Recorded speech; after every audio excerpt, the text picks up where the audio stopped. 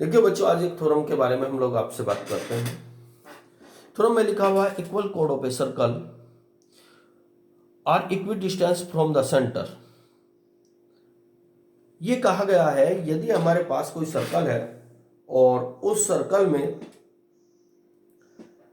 हम दो equal code लें, एक इक्वल कोड ए बी और एक इक्वल कोड सी डी। अगर हम किसी सर्कल में दो कोड लें और दोनों की लेंथ इक्वल हो, अर्थात जो लेंथ ए बी की है वही लेंथ सी डी की हो, तो हमें बच्चों ये प्रूव करने के लिए कहा गया है थ्योरम के माध्यम से कि जो सेंटर से उनकी दोनों कोड की डिस्टेंस होती है वो बिल्कुल इक्वल होती है। तो हमने एक सर्कल लिया और सर्कल में एक कोड ए बी ड्रा की और एक कोड सी डी ड्रा की। सर्कल के सेंटर से हमें ओ एम और ओ एन इन दोनों की डिस्टेंस को इक्वल प्रूव करना है, अर्थात मुझे प्रूव करना है ओ एम और ओ एन। तो चलिए एक एक चीज के बारे में डिस्कस करते हैं। क्या हमें गिवन है, क्या हमें प्रूव करना है, क्या हमारी कंस्ट्रक्शन है, क्या हमारा प्रूफ है। सबसे पहले हम लिखते हैं जो हमें गिवन है। बच्चों हमें गिवन क्या है, इस सर्कल हमें एक सर्कल दिया गया है विद सेंटर ओ, जिस सर्कल का सेंटर ओ है, विच कोड A B and C D, इसमें एक कोड हमें ए बी दी गई है और एक कोड हमें सी डी दी गई है जो कि इक्वल लेंथ की है, A B equal C D. O M perpendicular to A B, जो ओ एम है वो ए बी पर परपेंडिकुलर है और जो ओ एन है वो सी डी पर परपेंडिकुलर है। ये बात हमें थ्योरम के माध्यम से दी गई है। हालांकि सारी चीजें मैंने थ्योरम में नहीं लिखी है, लेकिन जो गिवन है वो मैंने लिख दिया। And O N perpendicular to C D, वही जो मैंने लिखा, ओ एन परपेंडिकुलर है सी डी पर। अब मुझे क्या प्रूव करना है बच्चों, मुझे ये प्रूव करना है कि जो ओ एम की लेंथ है वो ही ओ एन की लेंथ है।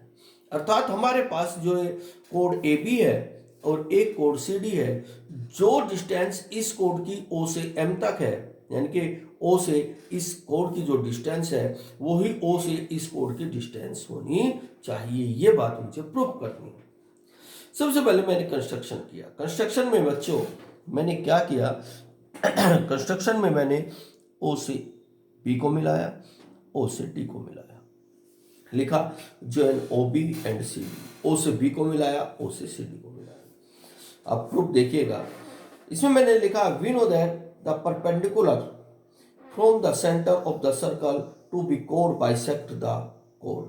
हम जानते हैं कि यदि हम सर्कल के सेंटर से कोड पर परपेंडिकुलर डालें तो जो आपने कोड सर्कल के सेंटर से कोड पर परपेंडिकुलर डाला है वो कोड को दो इक्वल पार्टों में डिवाइड कर देता है।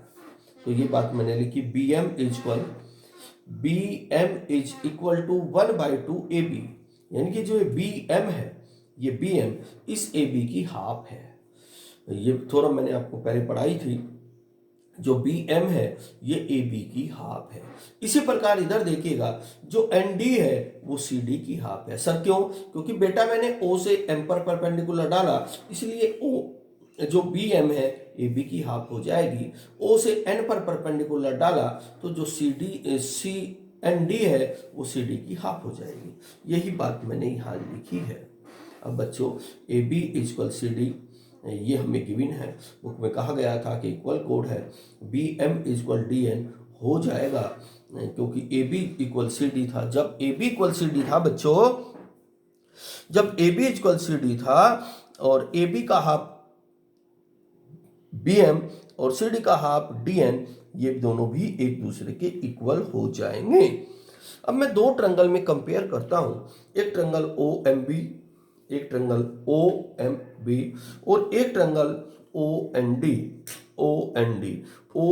दोनों ट्रायंगल में मैं कंपेयर करूंगा और मैं प्रूव करने की कोशिश करूंगा कि दोनों के दोनों ट्रायंगल कॉन्ग्रुएंट है। अगर ये दोनों के दोनों ट्रायंगल कॉन्ग्रुएंट हैं तो उनके कोरस्पोंडिंग साइड, कोरस्पोंडिंग एंगल एक दूसरे के इक्वल हो जाएंगे। हालांकि बच्चों ये जो फिगर है पिछले वाले पेज पर है और इनकी इमेज मैंने आपको पहले ही सेंड कर दी है, दोबारा सेंड कर दूंगा।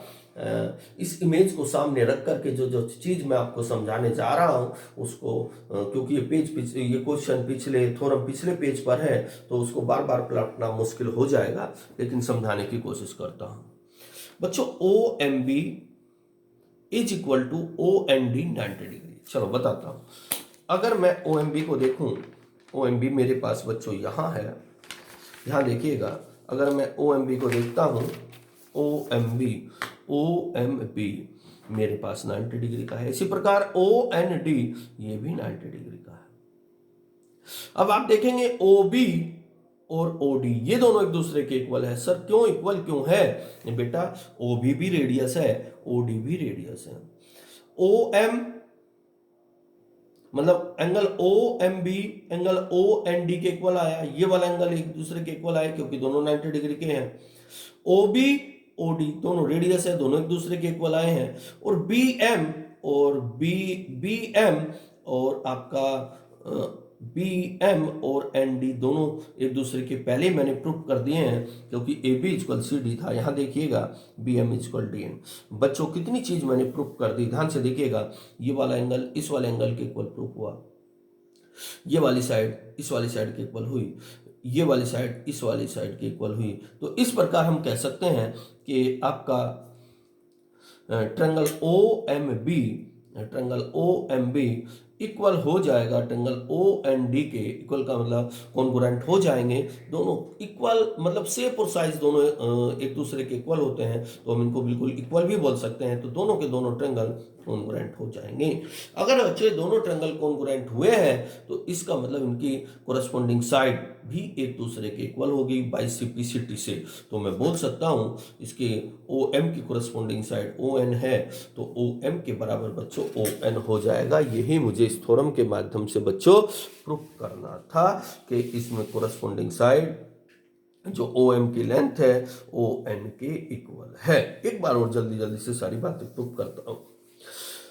मुझे थ्योरम में बताने की कोशिश की गई है कि अगर हमारे पास कोई सर्कल है और सर्कल में हम दो कोड ड्रा करें, एक कोड ए बी और एक कोड सी डी, और अगर वे दोनों कोड इक्वल हैं तो सेंटर से उन दोनों कोड की डिस्टेंस अर्थात ओ एम और ओ एन दोनों एक दूसरे के इक्वल होती है। ये बात मुझे प्रूफ करनी है। सबसे पहले जो गिवन है वो मैंने लिख लिया। मुझे प्रूफ क्या करना है? O M is equal O N, तो O M is equal O N. सबसे पहले मैंने कंस्ट्रक्शन, इसके बाद मैंने कंस्ट्रक्शन की, ओ से बी को मिलाया, ओ से डी तक मिलाया। कंस्ट्रक्शन करने के बाद बच्चों A B is equal C D मुझे लिखा हुआ है, दोनों तरफ मैंने ए बी और सी डी को 2 से डिवाइड किया। 2 से डिवाइड करते ही बी एम इजक्वल मेरा एन डी के इक्वल हो जाएगा। इसके बाद मैं ओ एम बी और ओ एन डी दोनों में कंपेयर करूंगा। ओ एम बी मेरा 90 डिग्री का है, O N D sir 90 degree है। सर क्यों? क्योंकि बेटा जो डिस्टेंस मेजर की जाती है वो 90 डिग्री से ही मेजर की जा सकती है। तो सेंटर से इस पे परपेंडिकुलर डाला था, ये 90 डिग्री था। अब इतना करने के बाद आपका ओ बी बराबर ओ डी है। सर क्यों? क्योंकि दोनों सर्कल की रेडियस है। एम बी बराबर एन डी है, क्योंकि ये दोनों अभी अभी मैंने गिवन की, मतलब गिवन है हमारे पास A B equal C D. इनको 2 से डिवाइड करने के बाद एम बी बराबर एन डी हो जाएगा।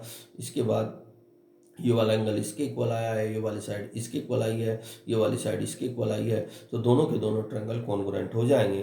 ओ एम बी कॉन्ग्रुएंट हो जाएगा ओ एन डी। तो दोनों ट्रायंगल कॉन्ग्रुएंट अगर हुए हैं तो उनकी कोरस्पॉन्डिंग साइड भी एक दूसरे के इक्वल होगी। ओ एम की कोरस्पॉन्डिंग साइड ओ एन है, तो ओ एम बराबर ओ एन हम लिख सकते हैं। यही मुझे प्रूफ करना था। जो जो बातें मैंने आपको बताई हैं वो डिटेल से मैंने इधर लिख दी हैं, आप इधर ध्यान से भी देखेंगे। एंगल ओ एम बी बराबर एंगल ओ एन डी के 90 डिग्री का, ओ बी बराबर ओ डी रेडियस है, ये बात पीछे लिखी है। B M equal D N from 1, यानी कि ये बात मुझे गिवन है, गिवन मैंने बना ली है। और triangle O M B congruent triangle O N D R H S congruency rule से। अच्छा जी, ओ एम बराबर ओ एन सिंप्लिसिटी से।